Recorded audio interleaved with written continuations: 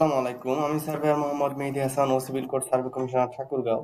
আজকে আপনাদেরকে অটোকেটের দ্বিতীয় পর্বে স্বাগতম। এর আগের ভিডিওতে আমরা দেখেছিলাম যে কিভাবে নকশা ইনসার্ট অটোকেটের পেজ সেট আপ করতে হয়। এর আগের পর্বে দেখেছিলাম। এই পর্বে আমরা দেখব যে কিভাবে অটোকেটে ম্যাপ ইনসার্ট করে কাজ করতে হয়।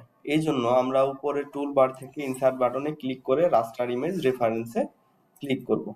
রাস্টার ইমেজ রেফারেন্সে ক্লিক করার পরে আমরা এখান থেকে একটি নকশা নিয়ে নিব। এই জন্য আমরা নকশাটি ক্লিক করার পরে ওপেন বাটনে ক্লিক করব। ওপেন বাটনে ক্লিক করার পরে দেখুন এখানে নকশাটি ওপেন হয়েছে। এখন এখানে দেখুন এখানে স্পেসিফাই অন স্কেল, এখানে টিক মার্ক দেওয়া থাকলে টিক মার্কটি তুলে দিবেন, আর যদি না থাকে তাহলে দেওয়ার দরকার নাই। যেহেতু আমাদের এটি 16 ইঞ্চি স্কেল এর নকশা, এই জন্য আমরা এখান থেকে ক্লিক করব 3960। আর যদি 80 ইঞ্চি স্কেলে হয় তাহলে আমরা দিব এখানে 792।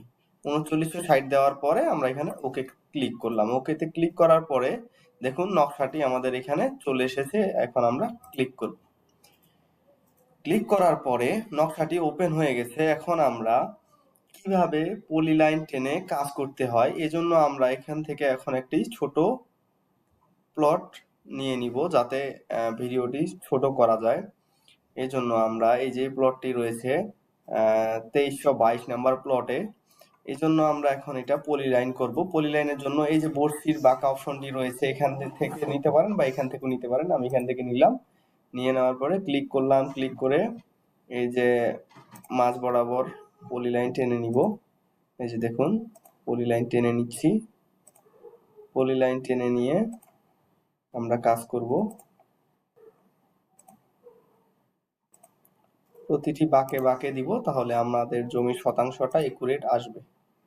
এই জন্য আমরা পলিলাইনটি টেনে নিব। দেখুন হয়ে যাচ্ছে আমাদের।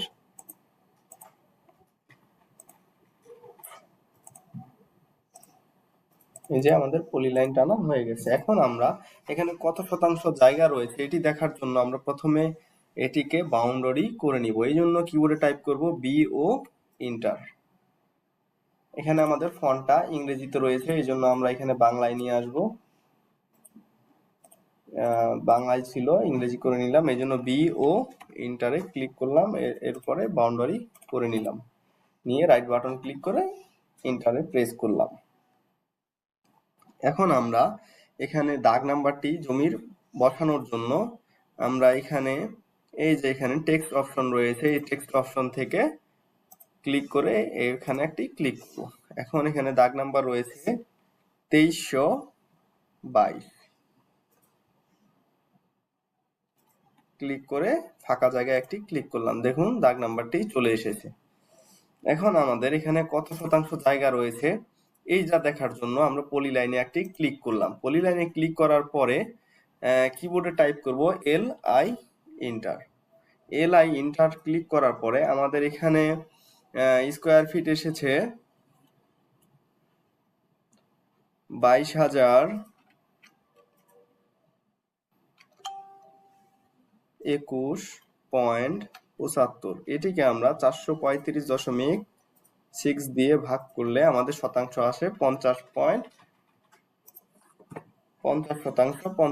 এটি লেখার জন্য আমরা আবারও এখান থেকে টেক্সট অপশনটি ক্লিক করব। টেক্সট অপশনে ক্লিক করার পরে আমরা এখান থেকে লিখব 50.55%। লেখার জন্য এখান থেকে আমরা ফন্টটি বিজয় করে নিব ইউনিট।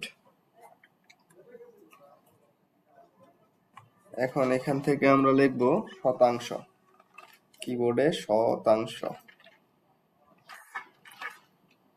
দেখুন শতাংশ লিখে ফেলেছি।